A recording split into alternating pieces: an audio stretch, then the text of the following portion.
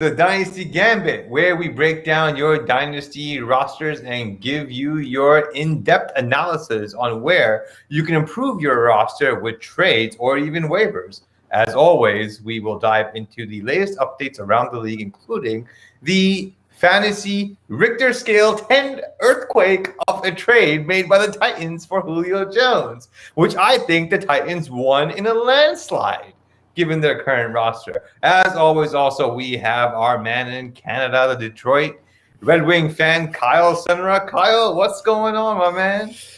Oh, it's great. I love talking Dynasty. I guess Red like Gambit's cards, his kinetic energy. So hopefully we're going to bring that type of kinetic energy here to the Dynasty Gambit.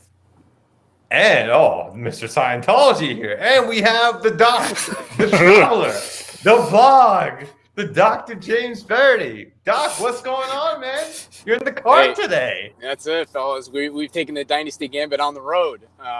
But I'm happy to be here. The doctor is in, regardless of whether I'm in my office or on the road in the car. So ready to talk about all the news around the NFL and dive into this roster, which I'm really excited about. So it's good to be here together again. Good to see my two good friends and talk some football. Likewise. Yeah, I'm very curious to see what you guys say about this roster that really stood out to me. Two things did. I'm not going to say because I'm going to let you guys tell me and the rest of our audience.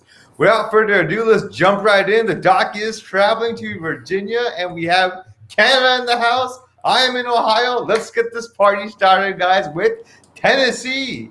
Julio Jones trade. Tennessee is a major winner. I think we all agree with that here. The Falcons essentially have begun the first step of their what we're going to call rebuild, and that you can argue started back in the rookie draft. So, I don't think it did. I think they missed the first step of the rebuild, to be honest, in the rookie draft, but that's just me. So with that said, guys, let's talk about it. This is a big topic of conversation amongst the fantasy community. Alike, dynasty, redraft, no matter what league you talk about, this is what everybody's talking about. We all agree dynasty wins, but where do you guys see Julio's value in a dynasty? If you own him, do you trade him? Or if you don't have him, do you trade for him? And what price would you put on it? I'm putting a lot on your plate right off the bat here, but let's start simple. What do you think Julio's value is currently? Kyle, let's start off with you, man. Okay, so I've got a bit of context. I just finished a dynasty startup.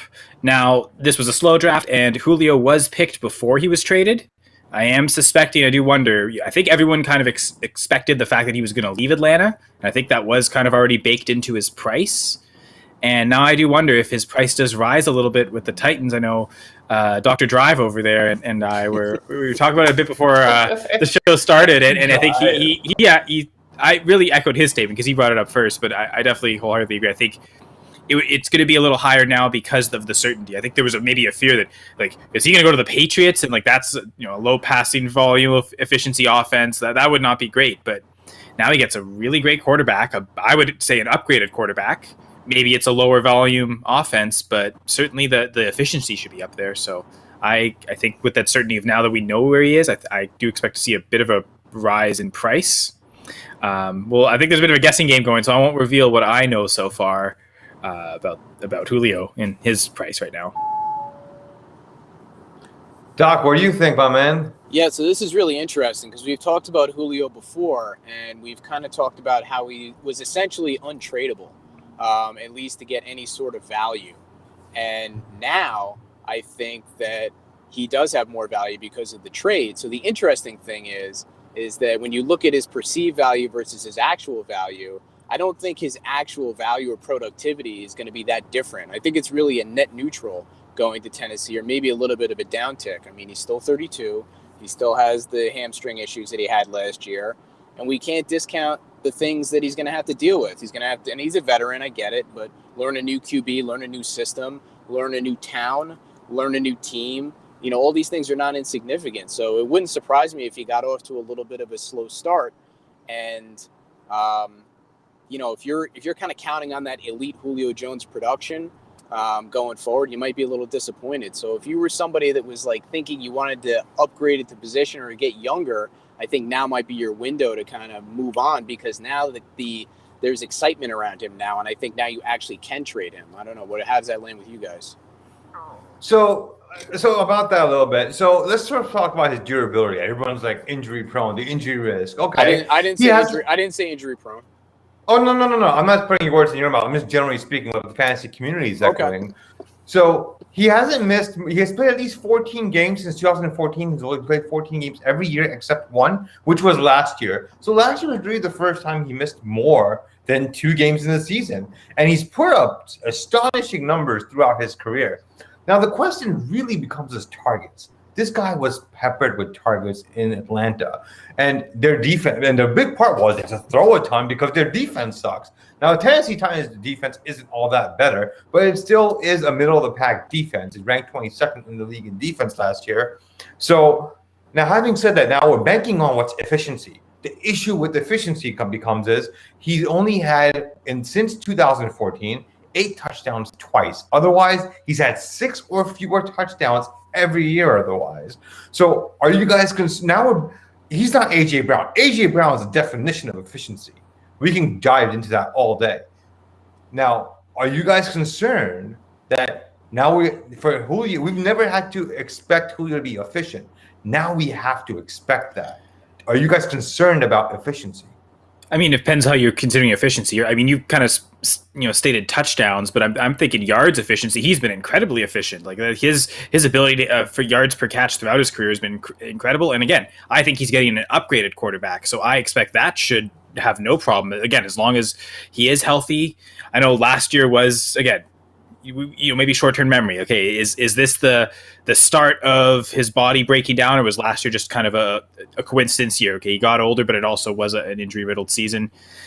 We don't know that what's correlation or what's cause and effect, right? So it's going to be a test this year. I also think this year will reveal the touchdown problems. I admit, for someone who catches as many passes as he does and gets as many yards as he does, his touchdown should be higher. But is that a Matt Ryan issue? Is that a Julio Jones issue? We're going to find out this year. And I think I'm going to bank on Tannehill being the better quarterback. So we might see Julio get the most touchdowns in his career this year, which I think is what he had an 11 touchdown season, I believe, one year, and maybe another one that was 10. But I think only 2 seasons of double-digit touchdowns.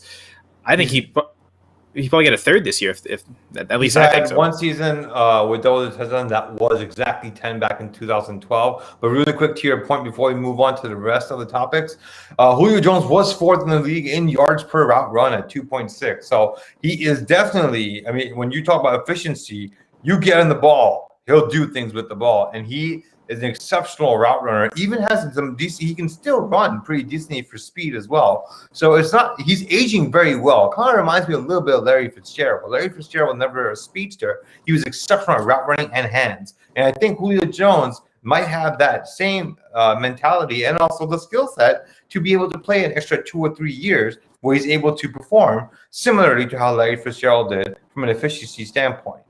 So with that said, just really quick, guys. Why is AJ Brown a wide receiver 1 in Dynasty, regardless of Julio Jones being traded to the Titans? Yes or no, Doc? Yeah, no change for me as far as what I think about AJ Brown. Kyle, any change in your rankings in Dynasty for AJ Brown? Nope, the pretty barren receiver room all around. Like both of them will probably get peppered. I think both will get to 120 targets, assuming they both play the whole season healthy. And maybe even more. Like, we see both at 150 targets. I don't think it's that unusual. We could see 2 receivers approach 30% target market share. Certainly, I think Brown's pretty locked in for that. So, yeah, no effect. Right. I mean, like just quickly, AJ Brown, Justin Jefferson, right? I mean, we're not discounting Justin Jefferson because Adam Thielen's there.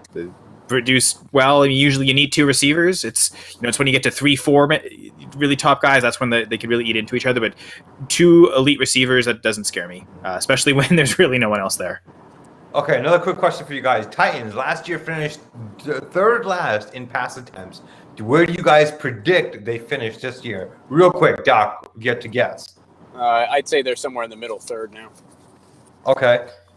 Kyle? And that might be pretty optimistic. I'd say probably maybe around 5th. I'll say 27th, 5th least. At 27th? I'm actually going to put them a little bit higher at 24th in the league. That's my guess. Anywhere between 24, 25 range is about where I'm going to put them. And you don't bring in someone like Julio just to be a decoy to just feed Derrick Henry the ball even more. So that's my take. We'll see what happens. Calvin Ridley, guys, any changes in your rankings for him? Doc. Yeah, he gets an upgrade for me. We saw what he did last year towards the end of the year when Julio Jones was injured. He went from about 13.8 PPR points per game to over 20. He's ready. I'm not concerned about the foot injury, whatever he's got going on now. He's ready to be a number one, so that's where he should be. And if you can get him below that cost, then jump on it. I'd say no. I think he was already getting peppered with quite a few targets. So I don't know this is not going to help his efficiency. It'll draw more attention, although Ridley has already been seeing tons of double coverage, so I don't think this really hurts him. I think no effect. I just think at Dynasty, I had him in the top 10, probably closer to the bottom of the top 10, and that's 8, 9, 10, somewhere in there, and I think he'll stay there. I actually do agree. I have him a little bit lower in my rankings. I have him in the low wide receiver 1 range. A few numbers to throw out to you guys before we move on from this topic. Without Julio Jones, yards per route run for Calvin Ridley, 2.76, which is higher than 2.6 for Julio Jones, which ranked 4th. Matt Ryan's passer rating dropped from 135 to 91. These are all targets going to Calvin Ridley. And also, Ridley's target share went from 24 to 30% when Julio was not in the game. Another stat as well. Calvin Ridley's fantasy points dropped to 3.5, so from 23 to 19.8 without Julio in the game. So he dropped his fantasy points per game actually dropped. So with more targets, yeah. So the efficiency really went out there, right? He was more efficient with Julio in the field, drawing coverage away, and it actually impacted his fantasy stats negatively. So, but it didn't seem like it dropped that much. So again. Right, you're still drafting a wide receiver 1, no doubt about that. But expect a little drop off in the efficiency. I do think the biggest benefactor here is Kyle Pitts, and I think and we needed to move on. But really quick, I want to point this out too. I really think that the tight end spot, yes, it takes the longest to grow, but I think Kyle Pitts is a very unique tight end who actually you can say is really a wide receiver. I don't think he's going to have the growing pains that tight ends normally have, like Fant or Hawkinson or Jonnu Smith had, for instance, just because I expect him to be used more as a wide receiver. All right.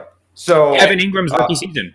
I know we got to move on, but I just want to tease this because I mentioned Russell Gage specifically in the article about wide receivers that can break out on going for 2. So I'm not going to reiterate all that here. Just go check it out. I think he could really have some sneaky value this year, and I'll leave it at that. Can we just quickly keep on the Julio topic? So, yeah, again, I did a Dynasty startup, the guessing game of where did he go? So what are your guesses, guys? So just quick reference to everyone else in the league. You can start up to 3 quarterbacks. There's 2 super flex spots as well as the quarterback spot, 2 running backs, 2 wide receivers, 2 tight ends, and then I think it's 4 other flex spots. So pretty deep starting roster. There's also a slight bit of premium to the tight ends. Like it's 2 points per reception for everyone and 2.5 for the tight ends. Yeah, ridiculous league, I know. You know what the best thing about that league is? It's relatable. I am guessing 6th round.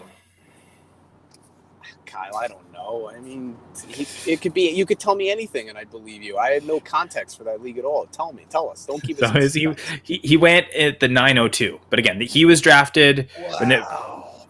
He was drafted before the news of where he was going, right? So I think the fear. I think if we had known he was on the Titans, I expect probably early 8th round. There was a lot of receivers. So these are the receivers that went in the 8th round ahead of him: Jerry Jeudy, Cooper Kupp, Cortland Sutton, Kenny Golladay, Robert Woods, Jalen Waddle. So if he's at the Titans, I can't. I mean, I agree with I'm seeing guys like Golladay and Kupp. And even Sutton. I think I'd probably rather have Julio, knowing he's on the Titans. Get the young guys like Waddle and Jeudy. Going young, I could see that those arguments there, but. You can make an argument to take Julio over Sutton, but outside of that, it's reasonable. Like where you went, like it makes sense. It's that does make sense. You're nitpicking at that point. I drafted my first wide receiver in the 9th round. So the only reason I didn't have Julio is I took I think Pittman and Thielen at 9-10 turn, and I just loaded up on all the other positions before that and said I'm fading wide receiver, just looking at the settings and the way it was set up. So I think that did happen a lot in the league. Tyreek Hill went in the 2nd round, and A.J. Brown, DK Metcalf, Justin Jefferson, Stephon Diggs in the 3rd, Lamb early 4th, and that's it for receivers. Then they started to go in the 5th round, but it was, yeah. All right, guys, we have to move on to our Mhm. next topic here. Aaron Rodgers, if he is not, real quick, if he is not on the Green Bay Packers, where would you have Devontae Adams and Aaron Jones ranked? Kyle, I'll start with you. We should start with Kyle, the resident Green Bay Packers. Well, the one thing with Adams, we have a bit of a comparison. Jones, it'll be trickier because we really don't know what the usage will be. I almost expect it'll be more. So if anything, because the offensive line's still great, regardless of Aaron Rodgers, they've shown that over the whole time of his career. Even when he was injured, the offensive line still performed. So I actually think, if anything, Jones will go up slightly. With Adams, when Brett Hundley was the quarterback there, Jordy Nelson really struggled to produce, but Adams was still scoring touchdowns and being a regular contributor. So I don't see him dropping out of the top 10 for wide receivers if Rodgers isn't there. I think, assuming it's Blake Bortles going to be the quarterback for most of the season, for at least what the reports are saying now, that Jordan Love still isn't ready. So I think Bortles is brought in for that reason. I know everyone was saying is that have to do with Aaron Rodgers? To be honest, even if Rodgers is there, Blake Bortles is the best backup quarterback the Packers have had since Aaron Rodgers was the backup to Brett Favre. It's been a pretty horrid history. Not a Matt Flynn fan? He's okay, but he's not. I mean, we've seen Blake Bortles be a starter and lead teams in the playoffs. So, yeah, definitely a much bigger fan of Blake Bortles. I mean, I figured you'd bring up Seneca Wallace or something. All right, Doc, what do you think about Aaron Jones and Devontae Adams' value if Aaron Rodgers is not there?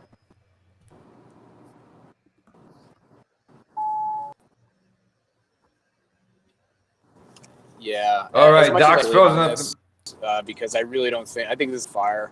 I would really say – Sorry, you froze up on us there, Doc. I think you're good now. Oh, Dr. Drive is Doc's stalled. frozen on us. Hey, the vlog, Doc, is on pause at the moment. All right, guys. The vlogter. The vlogter. There it is, the cheesy trademark, the vlogter.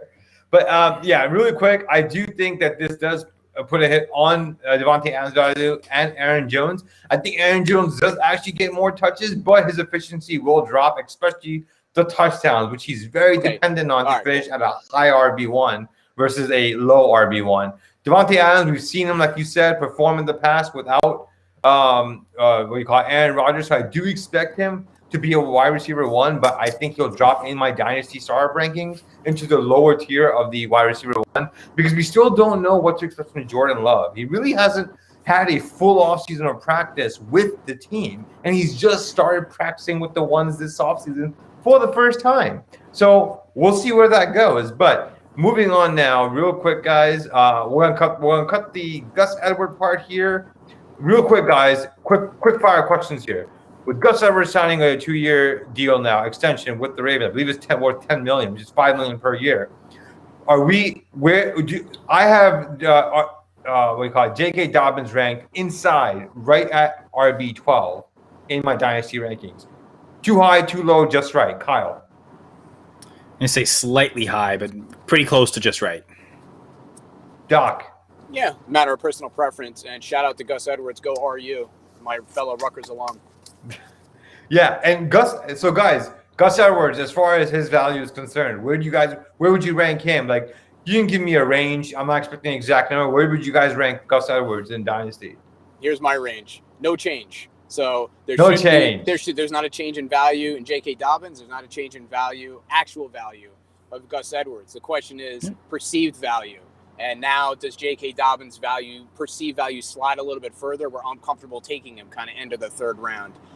I seen him going in the end of the second round. I thought that was way too high. Gus was always going to be involved. This contract for me doesn't change anything. It's just a representation of actual reality. But people are kind of overreacting to it. The perception is changing.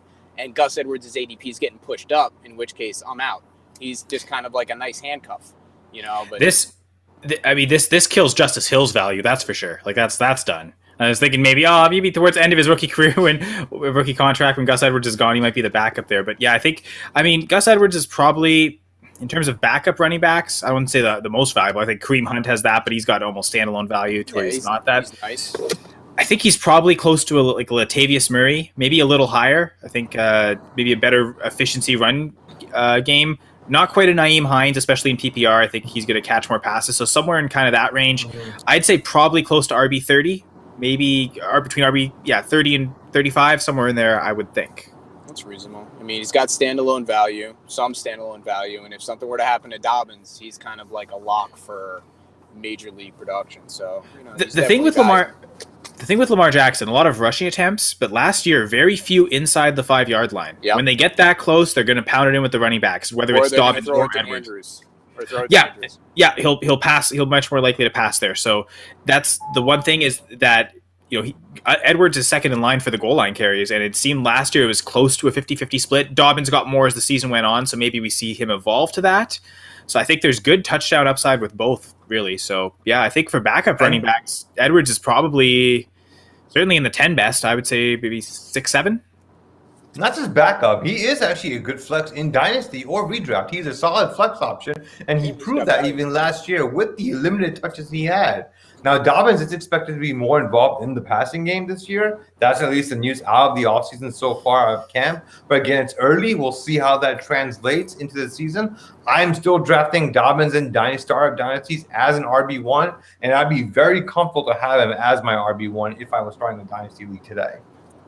So with that said, guys, let's move forward and break down the team, the bread and butter of this show. So today's team is the Dynasty League. This Dynasty League has been around for about 4 years, going on 5 years now. This team has not won the title once yet in the past 4 years, going on 5 years now. But it is a pretty solid top-heavy team. But again, I'm not going to say too much about this team because I want you guys to talk about this more. And we are going to start with the quarterback. This is a single QB league. Standard scoring. The quarterbacks are Jalen Hurts, Jameis Winston, Trey Lance, and Daniel Jones. I'm adding a comment because I am the host, damn it. I'm a Giants fan, and I hated the pick then. I hate it still now, and I hate Daniel Jones. And that's his fourth quarterback. But we're not talking about Daniel Jones. Okay? But go ahead, guys. In a single QB league, Kyle, what are your thoughts on his quarterbacks? Yeah, at first I was like, ooh, because I didn't even see the Jameis Winston for some reason. It didn't appear in the image, but that doesn't really change this. All three of those, Hurts, Winston, and Daniel Jones, if like a bad season where they fail to perform, they could all get replaced, right? So you could suddenly go from having those three to none. Trey Lance, though, is your QB security, and frankly, once he starts playing, he's probably your QB1, and you're almost, unless it's like an absolutely horrendous matchup, you're probably almost starting him every week. Hurts, if Hurts is performing this year, you got a good 1-2 punch there. Honestly, because it's one quarterback, I'd be inclined to actually. Maybe I'll let you guys talk before we talk about solutions.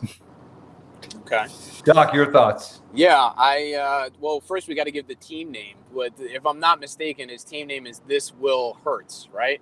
Yes, that is correct. I was thinking, and if you're watching This Will Hurts, I was thinking the truth, Hurts, because that's what we're really talking about here. I mean, we're thinking that Jalen Hurts is the truth, at least for this year. But I think the quarterback room is really interesting. I think, unlike you, Mr. Giants fan, I think Daniel Jones got some interesting upside. And Trey Lance, of course, quarterback of the future. The one thing I wanted to mention is kind of the whole thing with Jameis Winston. It's like we're kind of making the assumption he's going to win the starting job. And I'm getting more and more trepidations about making that assumption because I feel like we've danced to this song before. Last year when Drew Brees got hurt and he never got the starting job, and Taysom Hill is still there, and Sean Payton loves Taysom Hill. So, like, we're all kind of jumping to that conclusion that Winston is going to be the starter, which we could argue that maybe he should be, but unfortunately none of us is the coach of the New Orleans Saints, and Sean Payton is, and he's the one that ultimately gets to make that decision. So I don't know what you guys think about that. I mean, last year was pretty telling. They probably didn't feel like Jameis Winston was ready last year. I mean, otherwise, it doesn't make any sense, in my opinion, as far as why you don't start Winston. The offense wasn't actually very good when Hill was in the game. They were just scoring enough to win games. And that's why they were, if I recall, they were 4-0 last year in those 4 games that they did play. You play to win the game. Listen, the Herm Edwards coat. Yes. That will live in the history books for sure. If there were quotes that could go into the Hall of Fame, that quote should be right on top. First ballot. Unanimous. But But yeah, so I do agree with the consensus here. Outside of Daniel Jones having any value, that is Why are a you so down trash on take because I Daniel hate Jones? Daniel Jones. Why are I'm you so down biased. on Daniel Jones? I know you're biased. Can you remove your bias from the situation and tell us why, like objectively, why you're so down on him, or is it just because you're a Giants fan and you have an emotional investment, which is fine. I'm just curious. So, okay, on a more objective note, I have not seen enough from Daniel Jones to show me that he can actually carry this team or even manage a game or at least not lose the game for us. He's had a lot of turnover concerns. Actually, the past 2 years combined, if you take all his games and add them up versus all qualifying quarterbacks, he has the most fumbles in the league. And so those are really, if you can't protect the ball in your hand, let alone throwing it, that's a big concern. That's a big concern. And this is what, his third year in the league now? Fourth? Yeah, third or fourth. This will be. I can't. He'll be going into. No, this will be year 3. Year 3? Yeah, year 3. So if you have 2 years in your belt and going to the third year, you still can't hold on to the ball, let alone not throw an interception, that's really going to make it really hard for you to be a reliable quarterback in this league. So Yes. that's You gotta a have concern. somebody And to plus, throw I it just haven't to. seen enough. Well, I mean, come on. I mean, now you're throwing shots at Darius Slayton, Sterling Shepard. They're not elite. I get that. Totally get that. But they're not scrubs who he either. lost? I'm Evan not Ingram saying is a talent. Art, he lost Saquon Barkley. He lost. He did. You know, he had the offensive line was kind of a mess last year. They've done a really good job, Which it still is. I mean, yeah, but they've at least done a good job of surrounding him with some other weapons to add on to what he already had. None of that moves you at all. You're just like, I don't care that they got Galladay. I don't care that Saquon's going to be back. I don't care that all these other guys are still there. The Ingram is still there. You know, Slayton and Kyle Rudolph they brought in, but he's probably going to walk a little more. So, okay. So, but he's still going to stink speaking, despite all that? If in my rankings, he's my QB 19 in Dynasty. Okay. That's reasonable. That's where I have him ranked currently. And that is based on if he even makes it past this year as a starter. Because if he does not perform this year, his season, his career, at least with the Giants, will be done. Yeah, he's probably done. Kyle, what do you think? You're kind of the middle of the road guy here. Well, I want to actually. Okay, so we'll stick with Jones. Yeah, I think. Yeah, this seems like it's the best cast of receivers he's ever had. Right, so I think if they are setting him up for success. Maybe a bit better than Jalen Hurts, to be honest. So I guess I almost wonder if internally the team is secretly in Philadelphia wishing that Jalen Hurts fails so they can get Spencer Rattler, or whoever the top quarterback is next year. I wonder with Jones, I don't know if the organization has those same thoughts. Maybe the coach does, but I don't think Gettleman as a GM has that type of desire. I don't think that's kind of what the organization permeates as wanting to happen. So I think he's better set up for success. But yeah, the fear is definitely still there. If they're picking in the top 5, they'll probably take another quarterback. So, I do feel as though the move is to trade one of them, either Jones or Hurts. Maybe, Winston, I think he's got the lowest value now, so he's probably the one that's probably worth hanging on. I think at this point you've committed to him and you're making the bet that he starts and then that he will gain in value. It's one QB, so even if he flames out and he's useless, that's not that much of an investment. Again, I think Trey Lance is definitely the QB1 of the future. I think the play might be trade Jalen Hurts in season once he starts producing. Maybe, but you see the Eagles are losing, especially if that's the case where he's producing well, but they're losing, and it looks like he's going to get replaced. I think he's the guy I want to flip at kind of his ceiling. Maybe someone who's looking for that QB1 with that rushing floor and to get that upside. I think I'd trade away Hurts, So, Kyle, before you continue, real quick, I want to ask a question on top of that, and Doc, prepare for this one too. Okay. Trade, cut, hold. Take Trey Lance out. We're not moving him. He's probably the QB1 after this year is over. Trade, cut, hold. Daniel Jones, Jameis Winston, Jalen Hurts. Kyle. Yeah, so trade Jalen Hurts. That's what I'm saying. Cut Jameis Winston. Keep Daniel Jones. Doc. Hold. Hold. Well, we're trying to play this game in a vacuum. The question was to be in a vacuum. No. I'm not playing by these rules. I'm not trading, cutting, or whatever, any of them. I'm holding all 3 of them, and I'm going to let it play out for this year. You got Trey Lance in the back, warming up, getting the arm ready to come in for Jimmy G maybe halfway through the year, but he should be the starter by next year, the latest. and maybe have some elite production, you got 3 decent options here. We don't know how it's going to play out. So this year, let it play out and see what happens. And then maybe as Kyle said, during the season, if things change, and that's a really good take on Hurts. If the Eagles are doing bad, but he's doing well, and it looks like maybe they're going to cut bait on him, yeah, then you could take advantage of that. But for right now, stick to your guns, man. Hold your cards. Because there is worry that, I mean, right now it looks like Jalen Hurts is probably, fantasy-wise, production-wise, the best option to start this year. 1,000%. But I think if Trey Lance gets in the game, I think he's right there with him, and if not, maybe even higher. Better, yeah, absolutely. I think if Lance is starting games, that's when you really want to look to flip Hurts because you're not losing any production. But like even if Daniel Jones looks good, and you can manage with him, like if Jameis Winston does win the starting job, and you can kind of, while you're waiting for Lance, platoon between Jones and Winston and pick the matchups, I think I'd probably move off Hurts to increase the depth at other positions. Yeah, that's very reasonable. All right, real quick before we move on to running backs, Daniel Jones value in Dynasty. If you're offered a 2nd-round pick, you take that, Kyle? Okay, so in single quarterback league here? Yep, single quarterback league. It's yes, no. Would you? Doc, yeah. Would you? Yeah. Or would you hold? No, I take it. Jameis Winston, if you're offered a 2nd round. Yep. Doc? Yep. Third round for Jameis Winston. Take a walk. Yeah, I think that's too low. I think then Okay. Yeah. All right, and a shout out from the B League. He says, Dr. Jimmy, committed to the cause. Also, he's giving a shout out to your book. Doc, you want to take this moment to tell everybody where they can find your book and what's it about? Oh, wow, look at that. I didn't even have to bring it up myself. Yeah, absolutely. My bookshelf here now. Injury Suck, but your fantasy team doesn't have to. Available on Amazon. You can find a link on my Twitter page. We talk about injury analysis and how you can kind of read between the lines of all the NFL injuries that happen. And not only that, kind of how to think forward, how to predict value. And I talk about even what we were talking about with Dobbins and Gus Edwards, perceived value versus actual value, especially when it comes to injuries and how you can take advantage of that, the tipping point, and really start to add a lot of value to your roster by just getting better at injury analysis. All right. Thank you very much, Doc. Everybody, again, you can find it on Amazon. All right. Moving on to his running backs. Now, this is going to be interesting. That is it. Those are his running backs. Yes. Christian McCaffrey, Austin Eckler, CEH, and Jarrett Patterson. Fellas, your thoughts on his running backs? I like it. I like this. Hey, we got a guest. Guest appearance. Yes, Who's that? a special guest appearance, fellas. Who's that? Oh, Reza. He's also a Giants fan. He agrees with me. He thinks Daniel Jones sucks. All right. Well, he's biased too. What's his name?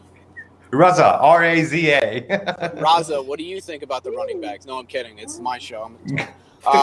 So I really like this. He's got 3 really solid options. I kind of like how he's got CEH at the flex. He's got some flexibility. I think we're gonna need to find him some depth, but I don't know if he's necessarily gonna have to pay a lot for that. But I like the way this team is set up. Little foreshadowing before we get to the wide receiver room.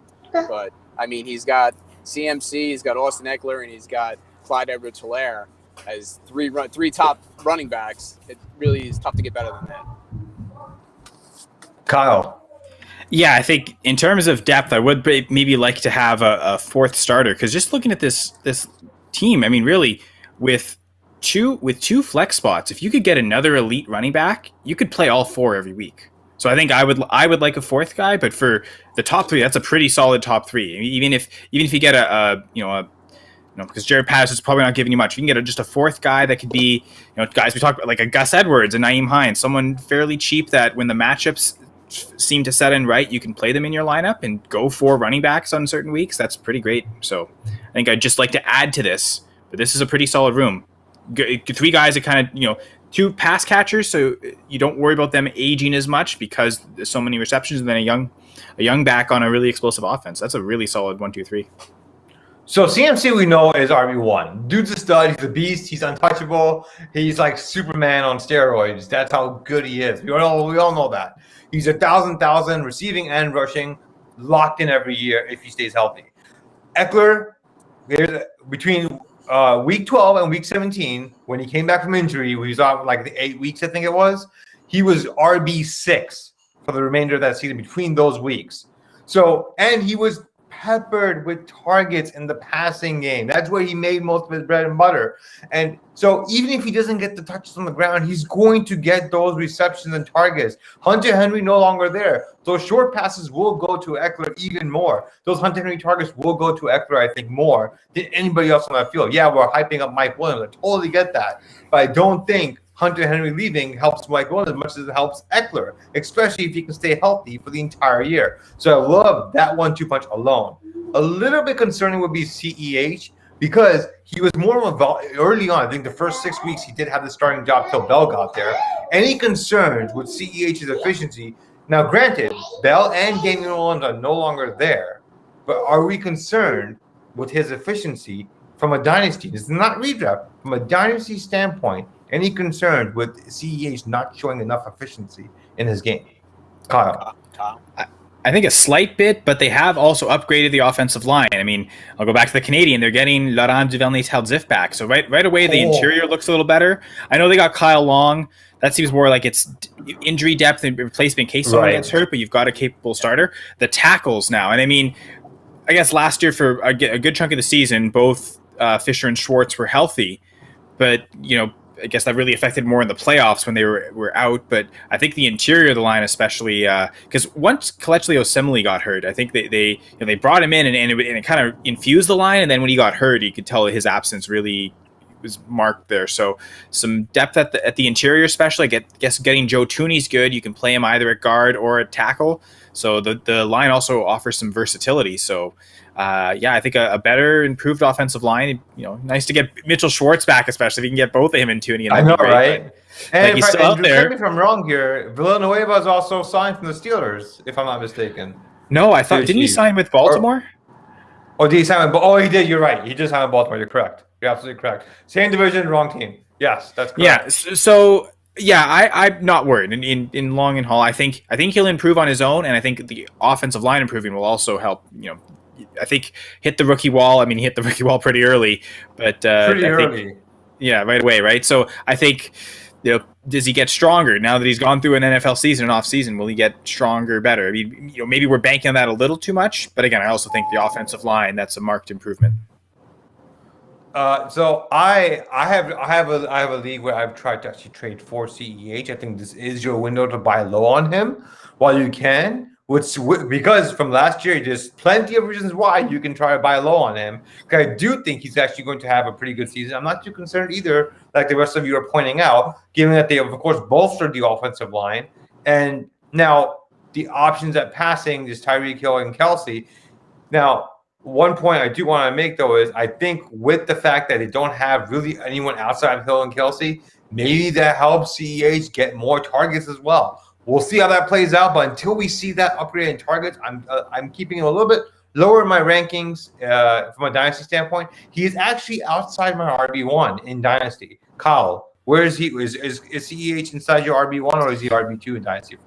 You see, I think he's right behind Dobbins, and I said Dobbins was outside, so I think CH for me is probably top 15, but outside the top 12. So it's probably Dobbins 14, 15 with an ACH right there. Yeah, okay. It's close. It's close for me. One thing that I would say is, again, this comes down to like perceived value, and it's a pendulum, right? I think last year we expected too much from CEH. There were people saying as a rookie he's a first round pick because Andy Reid and all this. He's still a rookie, and he didn't meet those exceedingly lofty, probably unrealistic expectations. And it seems like now this year the pendulum has kind of swung the other way, where I see him going in the beginning of the third round and in some drafts, and I think his value is probably higher than that. Just from a positive regression efficiency standpoint, I think he got a little bit unlucky with not converting some of those touchdown. He had on the goal line. There was a game. Keep me honest here, guys. Wasn't there a game where he had 3 goal line carries in a row and could not convert? Right. I think it was like 6. Yeah, it was more than that. It was like six through the whole game. Yeah, and I think he ended up with 1 touchdown, but it was on like 6 attempts inside the 5 or something. That's. Yeah, so I mean, we'll see what happens. But okay, last question on the running backs. If you had to trade one, who are you trading? I almost say CMC. Me neither. I think it's CMC just because he's still viewed as the RB1 in Dynasty, so he'll give you the biggest haul. I think if you're gonna Right. blow it up, that's the way to do it. I don't think it'd be definitely not CH because his value is so low. You'd be selling Agreed. so low. So it would have to be one of the two older guys. I don't want to sell CMC, so I think I would actually say Eckler. If you were forcing me to trade one, as much as the haul would be amazing for CMC, I think they did pay Eckler, but not like they paid CMC. So yeah, I think it'd have to be Eckler. Yeah, I believe Eckler's on the team for the next 4 years. There is an outs clause. It's not fully guaranteed, so they do have a clause to get out of the contract in the next couple of years. So, but yeah, I do agree. I would sell Eckler unless I get an offer for CMC. It's absolutely ridiculous. I'm not trading any of them. So how about that? Well, Doc, you. I mean, okay. There's no. I agree. Something out there. Let me just put something out there. There's no rule that says you have to do anything. So it's like, I appreciate, it's like, who would you trade? Is there a gun to my head? Like, are my family members being held hostage? Then yeah, I'll trade them. But otherwise, I'm not trading any of them. Like, it's just right. Yeah, it's like, which one do you like the least? I don't know. It's like, maybe reassure the people in the car that they're not being taken hostage. Dr. Dry fixed everything. I agree. If we're like strictly advising this team on what to do, yeah, I would say hold these three. I think their production to value range probably leans more to the production side on all three. You're right where you want to be. This is what you want, and then you build off of it. Again, CMC, because he's the RB1, it probably matches. It's probably like right there. But again, because that's so much production, you got to make sure you're getting the Godfather offer to sell him. I think especially in a single quarterback league, he's probably the 101 in a startup. So if someone wants to pay for that price, I'm not opposed to it. I think if you can get a deal where you're getting two running backs back, like let's say someone is really scared of Zeke or Derrick Henry, and they want to sell them off, and they're giving you, I don't know, like they're throwing in Antonio Gibson. Maybe that's unrealistic. Maybe a little lower, but I don't know. Say throw in maybe like a Kareem Hunt. They're throwing in a Kareem Hunt as well. Like you're getting two running backs that you can put in your lineup. That's the type of deal I'd want, and maybe that's even then you'd make me even be able to ask more than that. Here, maybe Kyle, a Zeke Gibson isn't so bad. Let me ask you this, Kyle and Doc. Kyle Gibson, wow. Antonio Gibson and Allen Robinson for CMC. Take a walk. Yeah. Okay, take a walk from the dock. I think the value is not so bad, but that's not the process I'd want to make for this team because it's already so deep at receiver, which I guess we'll transition to next, right? Oh, we are transitioning there now, guys, and we'll talk about that in a moment. All right, guys. He has so many receivers, I could not fit it onto one comment. So there's one receiver missing out of all of these, and I would love for you guys to see at the very end. I have more times two because he has Elijah Moore and he has the Moore on the Cardinals. I'm blanking on his first name at the moment. So Rondale. Yeah, Rondale Moore. Thank you. So he has Rondale Moore and Elijah Moore for the Jets. That's Golden, the wide receiver who was rookie last year for the Washington football team. He has Devontae Adams, Brendan Ayuk, Tyler Boyd, T.Y. Hilton, Mike Williams. Hey, that's Rashad Higgins for the Browns, not Higgins on the Cleveland. No, not Cleveland. Bengals. Oh, Cincinnati. Thank you. Yes. Christian Kirk. The other Ohio team. The other Ohio team. Myers, Hunter Renfrow, and the Peoples Jones and Denzel Mims. So, guys, looking at this receiver, let me just take this here for a second, if it's okay. Sure. Because I went to the trouble of organizing it so the people that are listening can kind of appreciate what he's got going on here, because this is really interesting. And you guys stop me if you think I'm wrong at any point. Hopefully we don't get cut out while I'm doing this. So I think he's got his top three: Devontae Adams, Brandon Ayuk, Tyler Boyd. I think he's got the on-deck circle, Mecole Hardman. He's next man up. And then he's got what I call the dynamic duos of value, because at least one of these two guys in each of these four groupings should have at least flexible value during the year. We don't know who it's going to be. We don't know from which team they're going to play. But here they go. Number one, Christian Kirk, Rondale Moore. Number two, Denzel Mims, Elijah Moore. Number three, Bryan Edwards, Hunter Renfrow from the Raiders. And then number four, Rashad Higgins and Peoples Jones. So of those eight, you think at least one from each of those pairs is going to have some kind of value. Now, take a little further, because he's got more. He's got love veterans. Did I freeze? You're cutting a little bit there, Doc. A little bit, but you guys there? you can continue. What's the last thing you heard? What's the last thing you heard? You were talking. You kind of froze up. You talk about the veterans. So you went through all the duos, and then that's when it started to freeze up. So we got the Raiders duos, the Jets duo, the Cardinals duo, and the Browns duo, the Browns duo, and the Browns duo. Okay, so next we got the unloved vets, T.Y. Hilton and Ty Williams. We got the wild cards, Galloway from New Orleans and Jacoby Myers from New England, and then we have the cheese stands alone, Antonio Gandy Golden from the Washington football team. So that is a lot to digest, but I think when you break them up into those kind of categories, you see what he's working with here and how we can kind of make some moves. I feel really bad for Antonio Gandy Golden. I wanted to find something positive to say about him. I mean, he's got a cool name. I agree. So that's something. But that's the layout. So I'll leave that to you guys. What you think? How that all hits you? Yeah, it is great how that's organized, and with those receivers, because I mean the way it looks, like you mentioned, the top three probably pretty established. Assuming Boyd with Jamar Chase coming maintains the type of target share that he has had, or certainly had last year with Burrow. Yeah, I think that's your top three of Adams, Ayuk, Boyd. Three guys at kind of different stages of their career. Ayuk's just starting, Boyd kind of getting, now he's in that second contract. Adams a little further into that second contract and that third contract now. And so all three should produce. So yeah, that's the top three. And then when you need to replace one on bye weeks, what you're going to look at is matchups. And I almost wonder if the fact that there's so many players on different teams, is there an exploitable matchup on, like looking at those defenses and thinking, okay, which receiver is going to get that?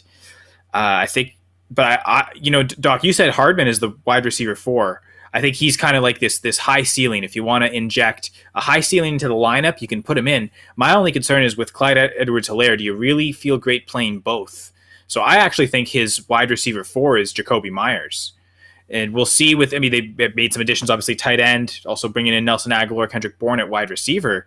But I kind of get the sense that Myers is still a starter on that Patriots team and has as much chance as anyone. And I think, thinking of who might lead the team in targets, my best guess is probably Jonnu Smith. Maybe that's because I love him so much, but Myers is probably second to me still, because he kind of showed that, especially if Cam starts most of the season, because they had a good relationship. Mac Jones starts, okay, maybe that's, all bets are off there, but I really like Myers in terms of his production this year. Is kind of that fourth guy you're putting in your lineup is almost maybe an every week flex starter.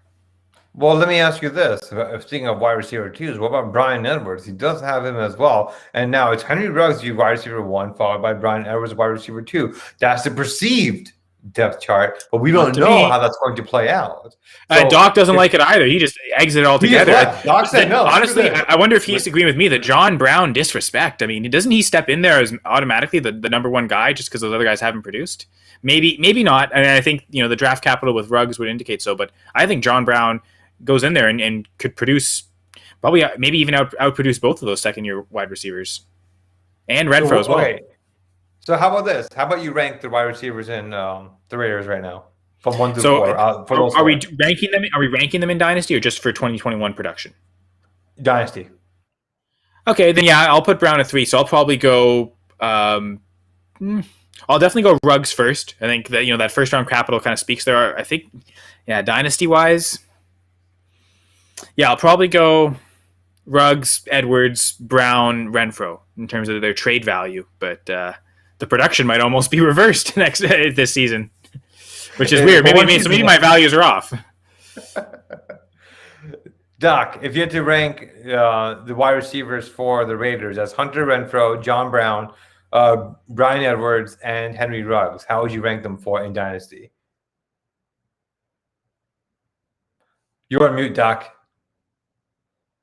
Nope, can't hear you, Doc. Doc's having a little microphone difficulties there. So, okay, I have a little bit different, Kyle. I would go with actually. I love Bryan Edwards last year. I think he's probably the best route runner on that team. For me, wide receivers always hands and route running. I think Bryan Edwards check marks both. Maybe he has some rookie pains. I have no idea what happened to him last year, but I love Bryan Edwards this year, followed by Henry Ruggs, and then Renfro and John Brown will be number 4 for me.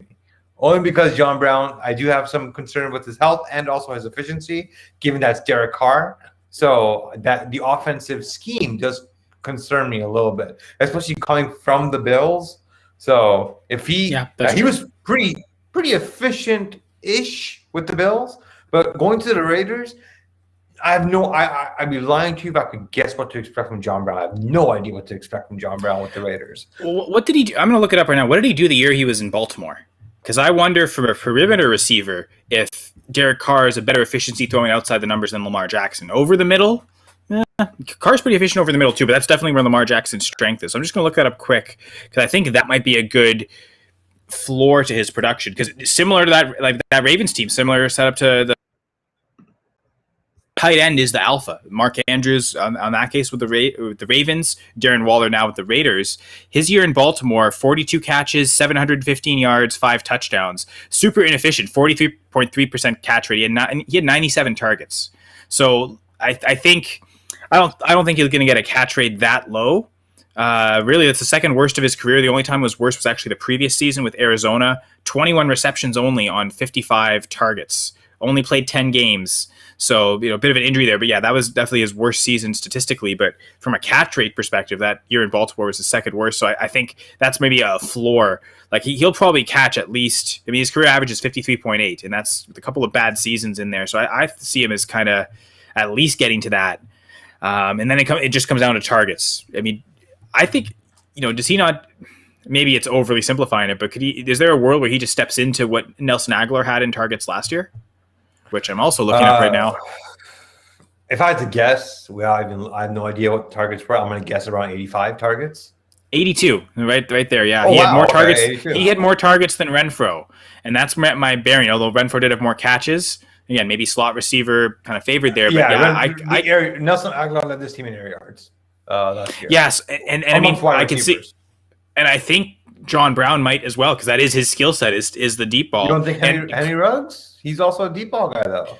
But Henry Ruggs is also we'll throw him a screen and let him take it to the house type player. Yes, he'll run the deep routes, but he'll also run a variety of different shorter routes as well. Whereas John Brown, at this point, is probably the better deep route runner in the NFL. Ruggs has the potential to eventually be that, but I think right now, Brown is the better deep route runner. I know that's your emphasis there. So maybe I hate Renfro a little much. Maybe I'm thinking the slot targets, less efficiency. But I have him at 4 still. And Derek Carr is actually in the bottom of the league in air yards. Not the lowest, but he is in the bottom tier of quarterbacks in the air yards. So that plays against John Brown's strength and Henry Ruggs' strength, which plays more into Renfro and Bryan Edwards. However, we can't forget about Kenyon Drake, who's also a pass-catching back. But anyway, keeping on schedule with this team as well. Don't tell the Cardinals that last year. He had 9 catches? Right? Yeah, he had 9 catches. But, is he better than Jacobs? We can argue that all day. I don't know. Both Alabama backs, both knew how to catch in college. So, I don't even know who's the better pass catcher. Both are pretty good at it, to be honest. Yeah, but they're going to line Drake up at the receiver spot. So, it's going to be an interesting season for the Raiders for sure. But who do you think out of his wide receivers? So we know we have his 3 wide receivers established. He has an additional flex spot. If you had to rank give me his top 5 receivers.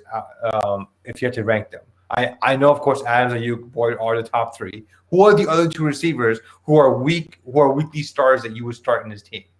Well, I already gave my 4 starting 5. Well, yeah. So I already gave my 4 of Jacoby Myers.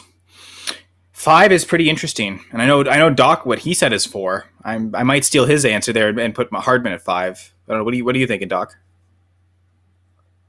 No, still on mute. Doc, still on mute, Doc.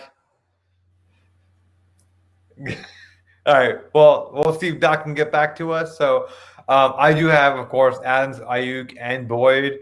Followed by, you're going to be a little surprised by my wide receiver 4 being T.Y. Hilton. I actually still have faith in T.Y. Hilton, given with Zach Ertz being there. I don't think we're going to see the T.Y. Hilton bowl. I think that's gone at this point. Sorry, being there? Did Zach Ertz actually – did I miss that? Did Ertz get traded, or we're just still assuming he's going to end up there? We don't know. I'm not assuming that. I have no idea where he's going to end up. But even if say Ertz does go there, I still have T.Y. Hilton on this team as my wide receiver 4. My wide receiver 5 would have to be, I think it kind of gives it away, is Bryan Edwards. But my sleeper, dark horse pick here, Elijah Moore. Love Elijah Moore out of college. Hate the landing spot, but I do think he has the opportunity to actually be the wide receiver 1 on the Jets. He has amazing route runner. I think he's probably the best route runner on that team. So I think he has a great opportunity there to actually lead a team in targets and receiving. So he's my dark horse to be that wide receiver 5 for this team. I'd contest Corey Davis. Corey Davis is a really good route runner, so I'd contest that there, but it's probably those two. Like I think he's already more established than Mims as a route runner. So yeah, you're right. I get your argument there. And Doc, we still can't hear you, Doc. That Virginia road trip is killing those vibes. Hope it's worth it.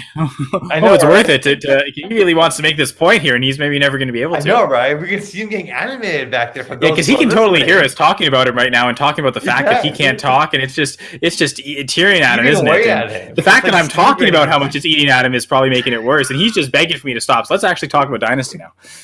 Yeah. Sorry, Doc.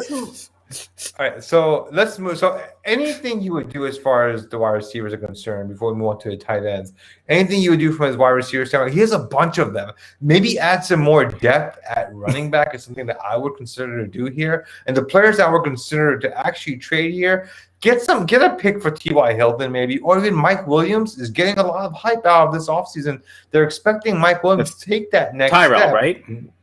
Oh, he does have Tyrell. My apologies. You're absolutely right. I only have last names on here because he has so many wide receivers. Yeah. But Tyrell Williams might get you a third. I would think you can get a third out of him, maybe to add a little bit of that. Or maybe add, you know what? Tyrell Williams and Tariq Cohen. Want to go and take a stab at Tariq Cohen maybe. Try to see if you can get somebody like Tariq Cohen to add some more depth to your running back core. And remember, in Dynasty, think long term. I think Tariq Cohen is a pretty safe play and pretty cheap. Given his skill set. So I think maybe target someone like Tariq Cohen. That's my take on it. We have the Doc back again. Doc, can we hear you? I can't hear his car. I assumed. So Doc, unfortunately, we still can't hear you, Doc. Yeah, we don't need the Doc. Doc's like. So I don't know if the Doc can type in the chat if you can, Doc. But if you do really want to say something, you can type in there and we'll read it out, or we'll make a bunch of mistakes on purpose and make you look foolish. You have to just trust us, I suppose. We know we're here to inform people, so we're not going to purposely mislead them. So in terms of wide receiver move, I'll be honest, I kind of don't like the double ups on the receivers. To be honest, I think it makes for really difficult matchup choices every week. So I might look to maybe Rondale Moore might be the guy to trade away. I think Elijah Moore maybe gives, and unless you want to build around both of them, maybe do try and trade away both Mims and Christian Kirk. And and Doc seems like he has Ty at 5. The Ty love. Yes, that's right, Doc. I think again, it's the type of process trade, right? The people that are going to be buying Ty are going to be also contenders, assuming that's what this team is. Based on the makeup, this team I think definitely can compete, so they, for all purposes, should be contending.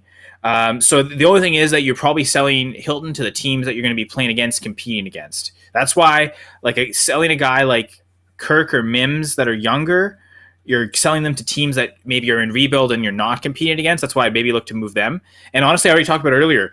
If you really think the Chiefs are going to blow somebody out, maybe you can play both Hardman and CEH, thinking that there's going to be enough touchdowns to go around. Maybe you could think that most weeks, but if you can't, I think I'd look to move Hardman.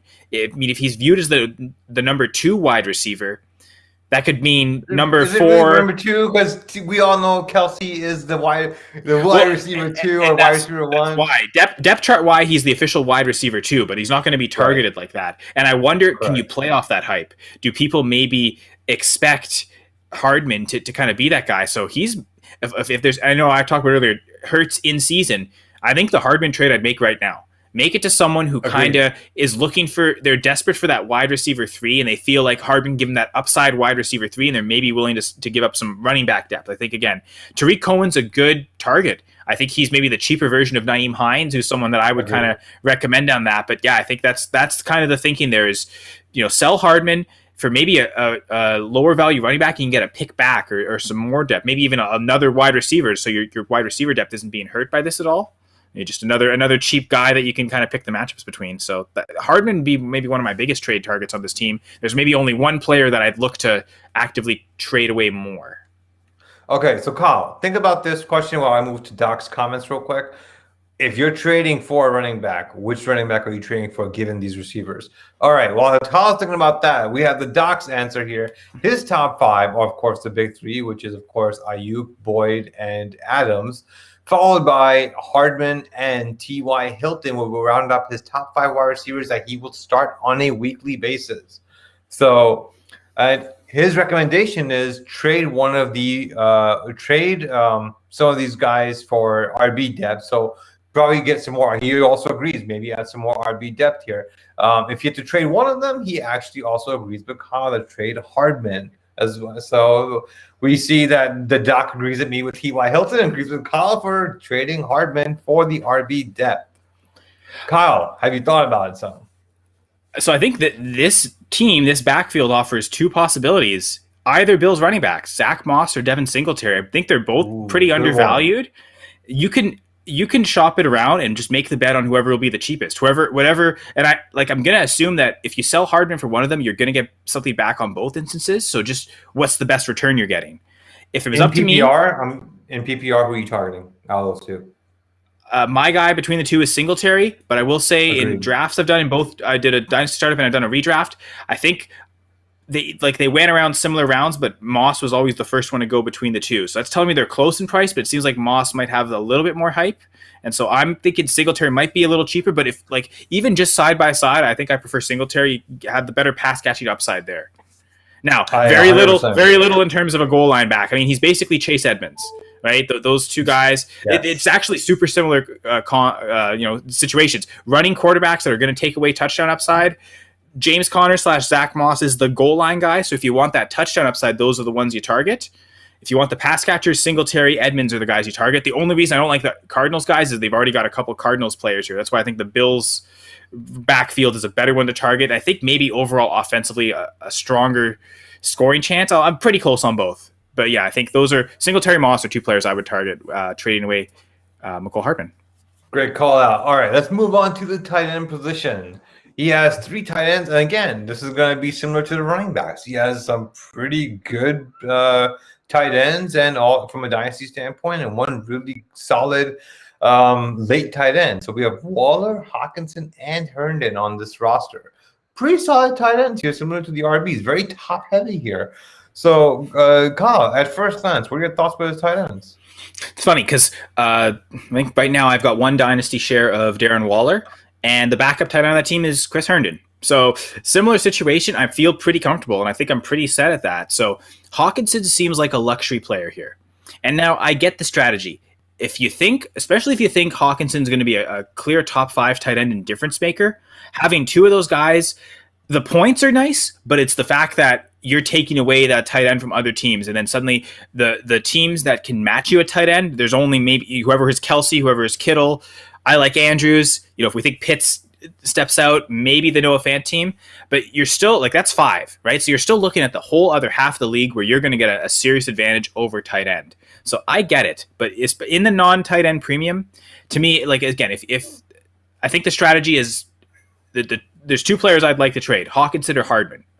I think I want to move one of them for another running back, whatever it takes. Maybe Hawkinson's value is higher. Maybe Hockenson allows you to access that upper tier. Can you get a Kareem Hunt for Hockenson?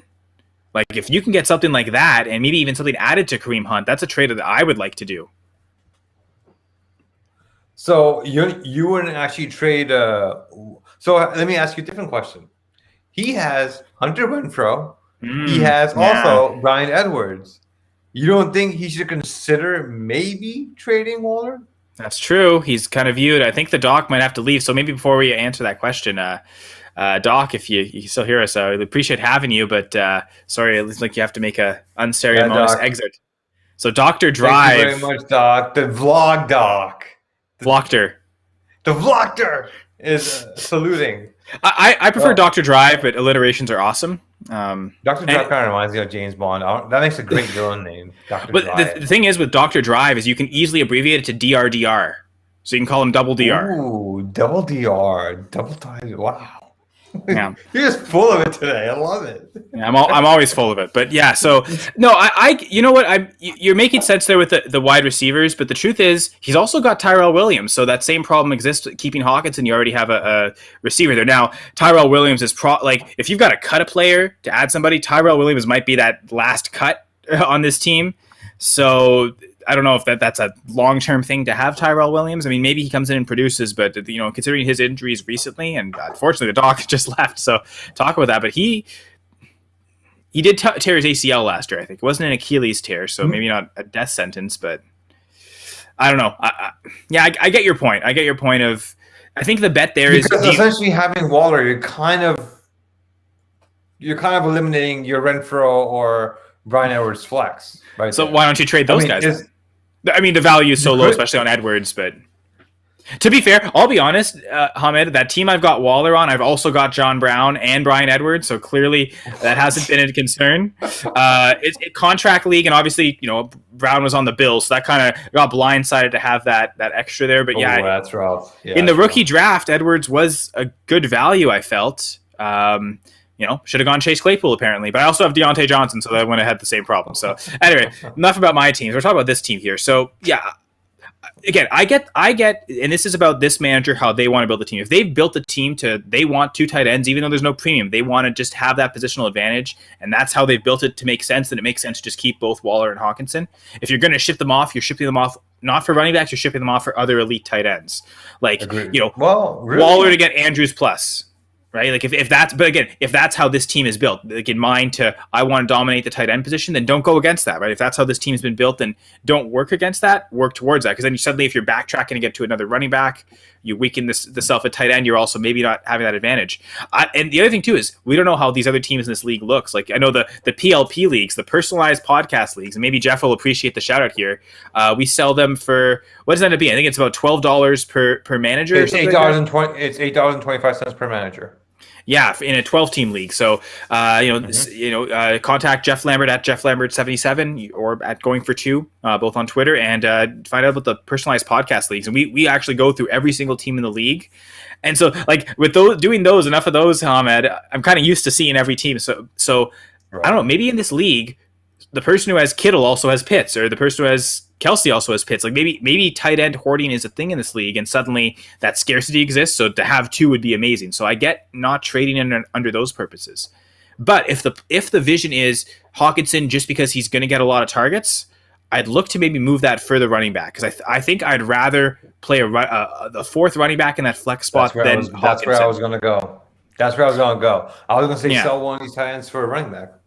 Yep. No, so it makes sense. Again, I think ideally, the more I think about it, the more Hardman seems like the play. Like if you could sell Hardman, and then that way you can maybe play the matchups with Hawkinson, right? I think a little more easily. So if you could sell Hardman to get that 4th running back. Well, Hawkinson, you're starting every week regardless. That's the thing. If you're flexing 2 running backs, he'll be the flex, right? Well, so that's why that's right. He has 3, so he'd be flexing the 3rd running back. And he has I forgot the 3rd flex. No, it's just 2 flex spots here. It's 2 flex spots, yeah. So it's the running back takes 1 flex spot, the 3 wide receivers, and then so he'd be starting both tight ends. Maybe. Well, but I'm saying, right now he is. But if he trades Hardman, or if they trade Hardman for another running back that's starting caliber, or can like make a deal, like a package. I know the picks next year aren't that much, but like maybe one of the 2023 seconds. Package that with Hardman to get another starting running back. Suddenly you're not worried about Hawkinson being an every week starter, and he's part of your depth again, which I think is the one weakness on this team. So in a sense, I get keeping Hawkinson, but I also agree with you, because my first instinct looking at this was trade Hurts and trade Hawkinson, and then I kind of talked myself into, what Hardman actually makes the most sense is the immediate sell. But yeah, trading away Hawkinson to get that elite running back, if that gets that done better than Hardman, then that's certainly the preferred option. Mm-hmm. Heck, if you can get both and go 5 running backs deep, and that way whoever's got the poor matchup, you bench them.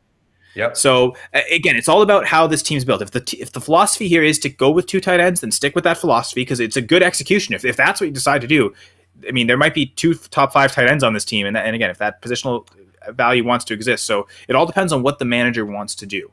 So the manager traded, made a lot of trades this year in the offseason. He wanted to trade to win now. So that's why. And so he traded for Hawkinson, and he traded for CEH. He did not have him originally on his roster. So he traded for these players. He traded for Ayuk as well. So, and he traded for Adams as well. So he's done a lot of trading in this league. So he's trading. He wanted to win this year. So yeah. So again, I think going into the full more into the running back position, because going with 3 makes me a little nervous. I think I'd want some depth there in case one of them does get hurt, and then you're not suddenly your fourth guy isn't a fourth, an extra flex. Exactly. Suddenly they're needed. So yeah. You know But again, what's funny because about Hartman's, you know what's funny about his running backs? All 3 of them got hurt last year. I mean, that's I know with the way people talk All about running 3. backs. So is that unusual, right? Like so that could happen again theoretically, but I mean, yeah, the odds of all 3 getting hurt again is not very high, but it's just funny that he has all 3 running backs that got hurt last year. And well, outside of CEH, all of them missed significant time, and both CMC and Eckler missed significant time. So okay, moving on to tight end. All right, so out of Hockenson and Waller, so you would trade Hockenson and keep Waller. Yeah, because especially this team is competing now. I think Hawkinson's going to give you more consistent production. We've seen it. As much as we don't like Derek Carr, I think he's proven to be a better quarterback than Jared Goff too. So the extra quarterback play. So yeah. Fact. Okay. All right. So moving on, we'll talk a little bit about these picks here. So he has a ton of picks for not this upcoming year, but the year after. For 2020, for 2022, he has 2/3 and 1/4. In 2023 is where he has some great equity, 2 firsts and 2 seconds, and he has 1/3 as well. For 2024, he has 1 pick in each of the first 4 rounds. So 2023, I really want to talk about here because he has some amazing equity there, and that's where he can probably try to use those picks to probably make some moves, additional moves to gain that depth that he does need at running back. And you can argue maybe even at wide receiver, not depth per se, but add a little bit more valued receivers, in my opinion, if I want to put it. Like another wide receiver 2, a strong wide receiver 2, or maybe a high wide receiver 3 with potential. So something like that with these picks. What are your thoughts about his picks?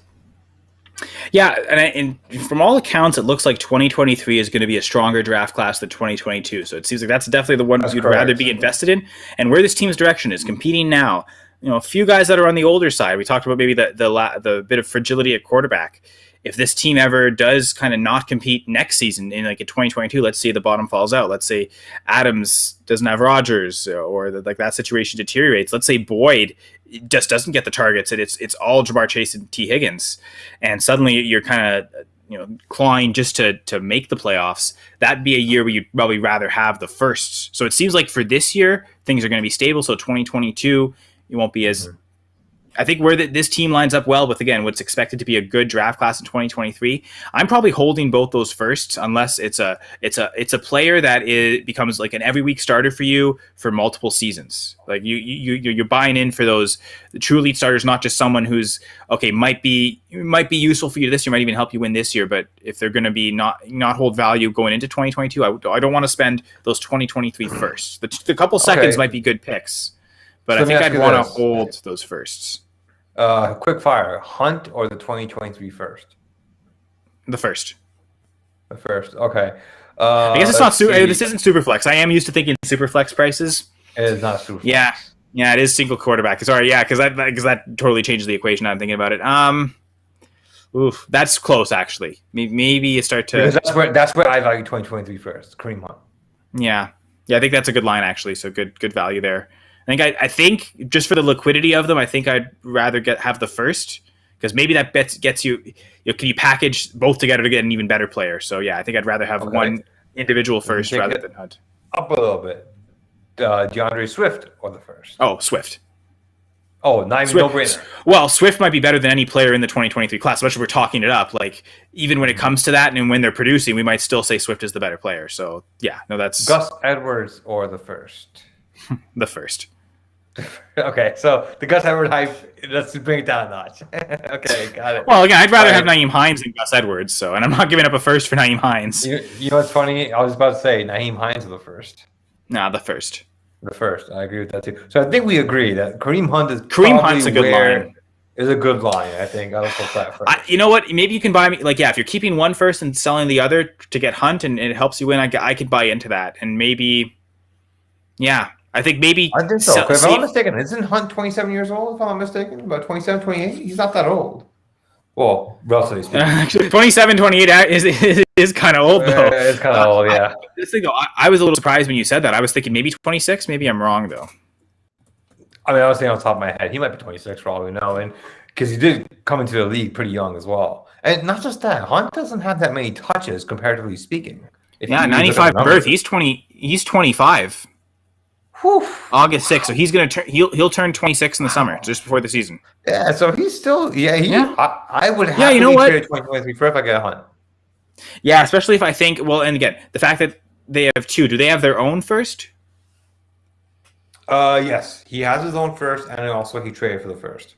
Yeah, So, it depends on. Well, it depends on how you view that other team, right? Because I think this team's competitive enough that you're probably fine giving up your own first. So yeah, probably give up your own first for Hunt, and then if that other team isn't competitive, you get an early 2023 third. So I might bank on like if you're gonna get Hunt, you're making your team stronger. So double down on that. Give up your own first for Hunt. I'd do that. I wouldn't give up the other first, just in case. What I would do also, just to spice it up a little bit, I'd be totally okay if I went to the Hunt owner and said, "Hey, I'll give you my first, and let's swap seconds." I like that. That's. I know I'm in the Dynasty and Chill patron pod. That's what I would consider doing. Talk about that. Yeah, identifying the weak team, the team you think is not that great in the league, and try and get their second, because that might be in this case with this 12-team league, exactly. So it'd be the 13th pick might still get you someone decent. Exactly. You especially want to like. One of the tricks is if you think a team is overconfident in their ability, they think they're competing. They might be willing to sell their first, and the first turns into the 104, 103. So maybe target those teams too that are looking for that win now move, and you don't think are very good, and you double down on it. Maybe send them someone that you're not believing in that they do, and double bank on that production. Hope that first heads up as an early first. You could those are ways to kind of extra target things as well. All right, I'm going to end the show with one question that I am now incorporating into our show. On a scale from 1 to 10, 10 being very yes, 1 being hell no, where would you rank if you were given this team to play with this year? Would you want to play with this team in your fantasy league? 1 to 10, 10 being a yes, 1 being the least likely no. What number would you put on this? So I'm going to avoid the pitfalls of the NBA slam dunk contest. I think a couple years ago, there was a farce, right? Like a couple years ago, Gordon had that amazing dunk where he dunked over the mascot sideways. It should have won it for him. The problem was they gave Zach LaVine. He tried to do a free throw jump, and he stepped on the line. Like he made the dunk, it was fine, but they gave that one. They gave both a 50 when like. To me, if you're gonna do the free throw jump, you can't touch the free throw line. You got to be doing it before the line, right? And for that to be a 50, overrated. Because everyone touches the free throw line. So Levine got a 50 first, or a 50. Like he went first, he got the 50, and then the other dunk ran. They gave it a 52, and I think they were maybe kicking themselves like, oh, maybe we shouldn't have given that first one a 50, because then they went again, and Levine won it on the second dunks. I think that was maybe on base just on those two last dunks he should have won it, but really Gordon should have won it on the first one. It should have never got to that point. So I'm going to not sell too high because I don't know what the other teams are going to look like. I don't want to say 10 right away, but this does look like a really good team that I'd like to have. I'm feeling either an 8 or a 9 here. So I'll say 8.5 just to keep myself some breathing room in case we get to a few more teams. I don't want to go up to 10 right away. Again, I'm learning from the NBA's mistakes. I'm going with a 7 here because the wide receiver depth just does concern me a little bit. And also, believe it or not, the quarterback position. I would want a little bit more security at the quarterback position, given that Trey Lance is my QB1 on a Dynasty roster. I am a Trey Lance truther. He is my rookie QB1. I have him ahead of Lawrence. Lawrence is my number 2. But I would give this team a 7 from I want to take this team and play with it this year in Dynasty. Do you have Lance? Do you have Lance as a top 12 QB? Year 1, if he plays all 17 games? Well, no, I mean just in value, like Dynasty value. Do you value him as a top 12? Absolutely. Yes, I do. Honestly, I think all 3 of them are in the top 12 already. Lawrence, Fields, obviously, and Lance as well. You know what? I don't want to take up too much since we've already gone over time. I'm going to save that topic for our next show. Okay. Oh, that's going to be a great conversation. Oh, I can't wait for that. Oh, good hint. Good. Well, you know what? Good hint and preview, right? Leave some suspense, right? I've already given my answers, unfortunately, but that'll be something for you to think about, and we'll obviously let the doc. Hopefully, Dr. Drive will reverse his course on driving in the car and actually park it at home or in the office. But I mean, again, hope the vacation's worth it, and it was good to talk to him for the first half. Obviously, this was a great. Hey, you know what? Well, go ahead. I think this is the first time since I've been co-host that all 3 of us have actually been able to be on. So I kind of like that power trio dynamic that we finally have able to unlock here. unlock the power trio, transform into greatness. And not like the All right. Transformers movies, which were garbage. More propaganda from Kyle. Oh my god! Oh my god! Don't even get me started. How bad those movies were. Oh man. Beast Wars. Watch the series Beast Wars. That's all the Transformers you need. I have not seen it. I'll put it on my list to watch. Where can they watch that actually? They used to have the episodes on YouTube. I'm not sure. This is an old series. Like this is from the 90s. It's like early CGI, but it looked really good for 96, I think, when it first started. But I'll leave it on this note. Animes, watch Castlevania. If you haven't seen it, watch it. You'll love it. The Mortal Kombat, Revenge of Scorpion is another one you must watch. And I'll leave with this Invincible anime on Amazon Prime. Yep. You will not be just disappointed. finished it. Everyone, Kyle, this was a great show. I absolutely enjoyed it. I can't believe it went an hour and 20 minutes. It felt like less than an hour. But hey, like I said, in 2 weeks' time, we're going to talk about QB rankings and break down another roster, fellas. Until then, see y'all in 2 weeks.